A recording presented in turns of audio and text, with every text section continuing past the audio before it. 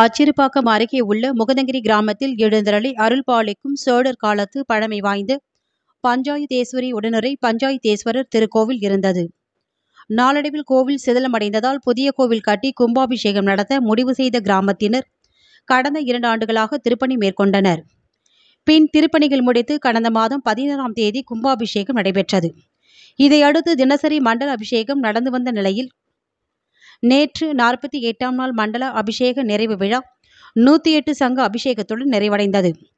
108 சங்குகளை வைத்து சிறப்பு யாகம் நடத்தி சங்குகளில் இருந்த புனித நீரால் பஞ்சாயுதேஸ்வரருக்கு அபிஷேகம் செய்தனர். இந்நிகழ்வில் முகுந்தகிரி மற்றும் அதன் சுற்றுவட்டார கிராமங்களில் வசிக்கும் ஏராளமான பக்தர்கள் கலந்து கொண்டு சாமி தரிசனம் செய்தனர்.